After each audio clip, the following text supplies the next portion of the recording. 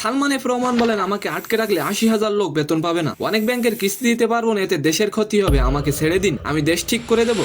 দোস্ত, অন্যদিকে বাংলাদেশি cricketer poster boy Shakib Al হাসানকে পেছনে ফেলে দিলেন পরিমণি। সোমবার সকালে এমনটা প্রকাশ করা হয়েছে। সালাম, নমস্কার দোস্ত।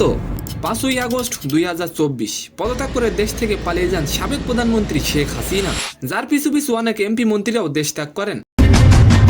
গত 13ই আগস্ট গ্রেপ্তার হয় Salman F Rahman. DB police কার্যালয়ে চলছে তার রিমান্ড। এই সময় সালমান এফ রহমান বলেন, আমাকে ছেড়ে দিন, আমাকে আটকে রাখলে 80,000 লোক বেতন পাবে না, তাছাড়া ব্যাংক থেকে নেওয়া টাকাও দিতে পারবো না। তিনি বলেন, আমাকে ছেড়ে দিন, আমি দেশ ঠিক করে দেব।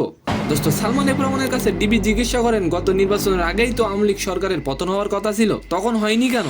উত্তরে সালমান বলেন, আমরা ভারতের মাধ্যমে আমেরিকাকে বুঝাতে পেরেছিলাম যে বাংলাদেশকে বাঁচাতে হলে শেখ হাসিনার বিকল্প নেই। তখন ভারতের কথায় আমেরিকা কনভেন্স হয়েছিল, আর তা না হলে আমাদের পতন হয়ে যেত। দোস্ত, অন্যদিকে আলোচিত সমালোচিত পরিমণি অবাক কাণ্ড ঘটালেন। এবার তিনি বাংলাদেশি পোস্টার বয় সাকিব আল হাসানকে পেছনে ফেলে দিলেন। ফেসবুক অনুসারীতে বাংলাদেশ থেকে এখন সব মাধ্যমে শীর্ষে আছেন পরিমণি। লম্বা সময় ধরে সাকিব আল হাসান ফেসবুক অনুসারীতে সবার শীর্ষে ছিলেন। কয়েক মাসের ব্যবধানে সাকিবকে পেছনে ফেললো পরিমণি। সাকিব আল হাসানের ফেসবুক অনুসারীর সংখ্যা 15 মিলিয়ন, আর পরিমণির অনুসারীর সংখ্যা 16 মিলিয়ন। তো সম্মানিত দর্শক, আজকের ভিডিওটি কেমন লাগলো অবশ্যই কমেন্ট বক্সে জানাবেন।